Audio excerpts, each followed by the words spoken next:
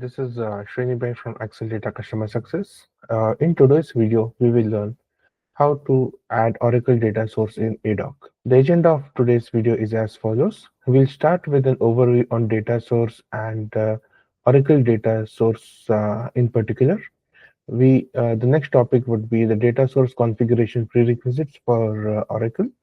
We'll follow it up with a demo on a demo with configuring an Oracle data source with ADOC, and we'll end the topic with the FAQs uh, with regard to data source configurations.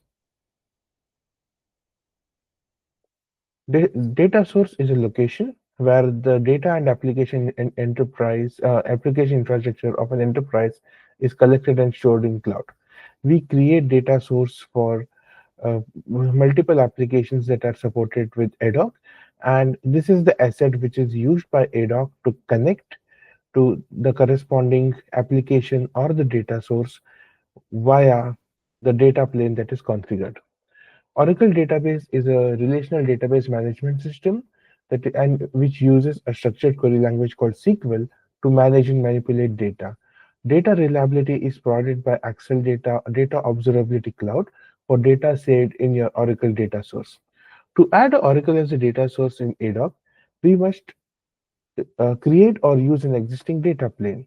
Once Oracle has been added to the data source, we will be crawling the data source to view the specific assets in the Oracle database under ADOC's Data Reliability tab.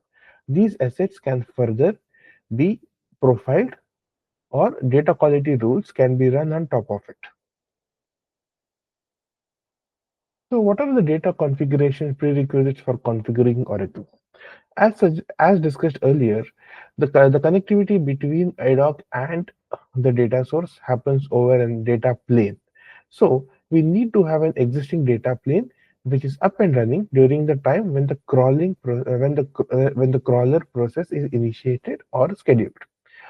An Oracle resource has to be configured on the Oracle sites, which is used in the Cadence job execution.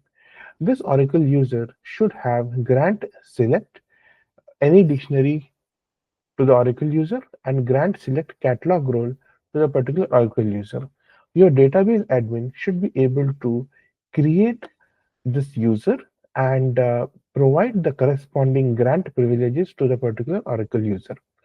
Before we create the data source on ADOC, we need to have the details like JDBC URL, username, and password handy.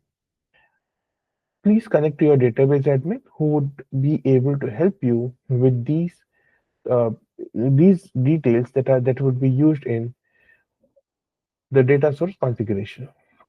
Now let us switch over to the ADOC UI. First, we'll begin with checking the data planes tab. For this exercise, we'll be using a data plane called ADOC internal, and we see that it is up and running. Then click on data source. Click on add data source. Select the data source called Oracle. Provide the name for the data source. I'll be providing the data source name is ds underscore Oracle. Provide any description. So the use of the description is to identify and understand what is this data source used for. Uh, for Oracle, we get the data reliability from the data source. So make sure that this is enabled.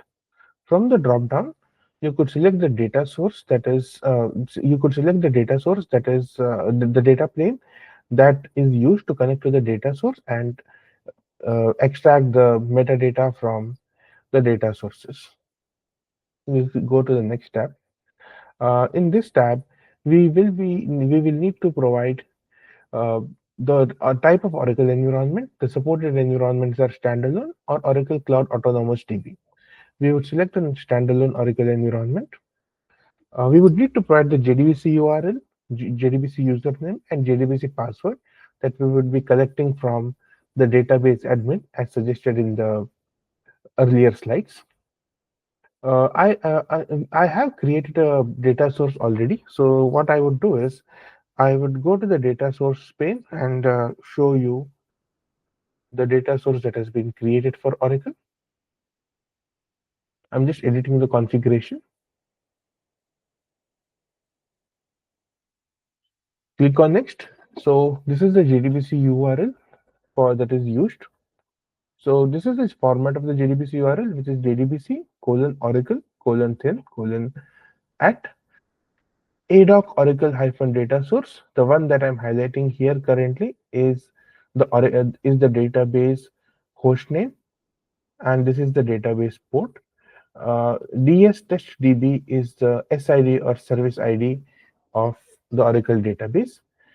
If the database admins provides your service name, it could be used in place of service ID. Provide the JDBC username and JDBC password.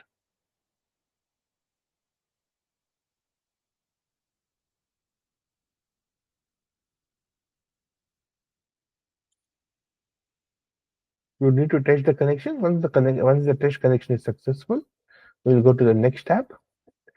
And under the data reliability tab, we would see the list of schemas associated with the database. We can select the schemas that we want to crawl and get the metadata as part of this particular run. We could enable the schema drift monitoring, and this will enable the monitoring automatically for the newly crawled asset. We can schedule the crawler execution job as required.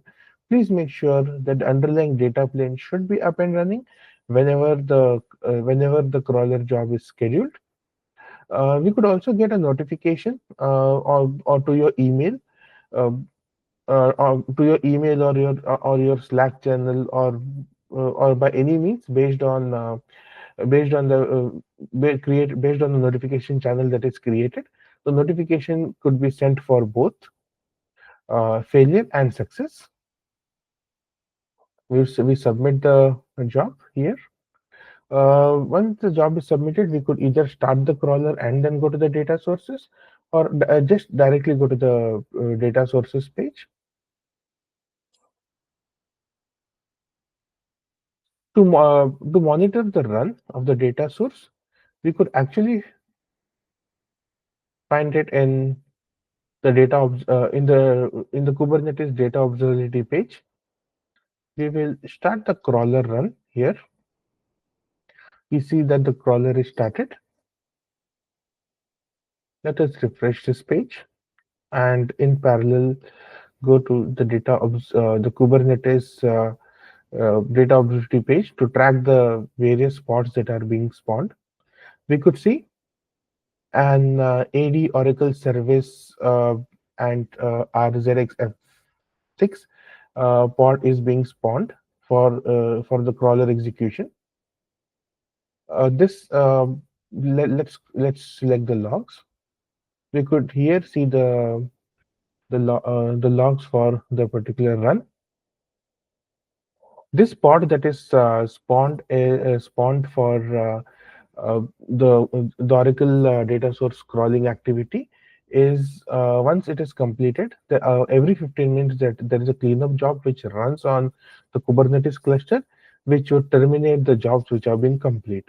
So it would not be this pod that we see here for the crawler job would be terminated, and it would not be possible to view this after a certain period of time. Let us go back to the slides. In the next topic, we'll discuss on the we'll discuss on the various data source Oracle data source FAQs from the various customers who have actively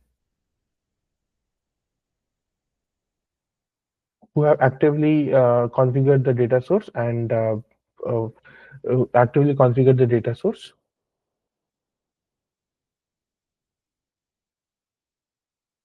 Um, We see a very specific error called ORA 00942. A tabular view does not exist. This is a very common issue that we see at the customer end. This is usually seen when the Oracle user that we are using in the data source configuration does not have the required select privileges that we had mentioned in the earlier slides. The second usual concern or question that customers have is, does the crawler job write to the database? The crawler job does not write to the database. We certainly ask for access to the sys tables, but we just read the metadata from the database that is configured. What is the impact of Oracle user not having access to sys dot all underscore tables? So to get the metadata information, the crawler job internally refers or reads the metadata information from all underscore star, which are there are multiple tables on the Oracle database under the sys schema. So in case if the Oracle database, the user does not have access to these all underscore star tables, we would see issues like ORA 00942 table or view does not found. What are the connectivity prerequisites for database configuration in network side? Because as we had discussed earlier, the connectivity to the Oracle data source happens via the data plane. So we'll have to make sure that the Kubernetes cluster that we have configured is able to connect to the Oracle database. So all the networking side, opening up the ports, updating the host name so that they are identified on both the sides. The database and network side configuration has to be done so that the database and the Kubernetes clusters which run the data plane are able to communicate with each other. The other question that we usually get is, does profiling and data quality runs enabled automatically with the crawlers? No. The crawler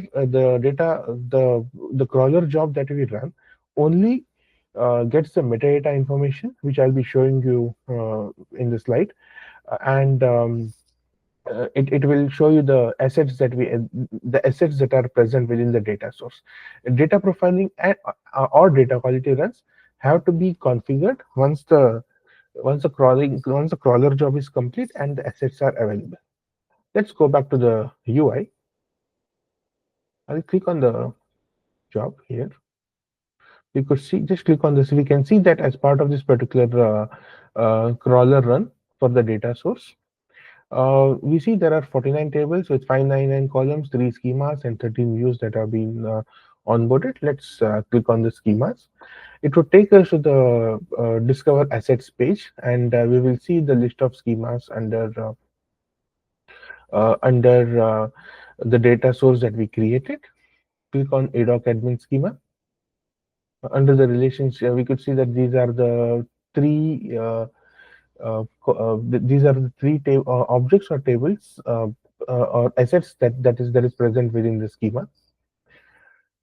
Just click on view employees. So within the view employees, we overview. Because these assets are not profiled or there is no data quality rules that have been run, we could see that there is no data reliability, data anomaly, or any other DQ or profiling score that has been set up. To detect anomalies in your data or profiling results, the profiling task has to be started after the crawling is done. Going back to the slides. Okay. Thanks for your time to view the video. We encourage you to share your questions with us via comments on the video. If you are unable to get the response on your comment, please continue the conversation on the discussion forum for ADOC in Acceldata Network portal. You can see the link below. Thank you. Have a good day.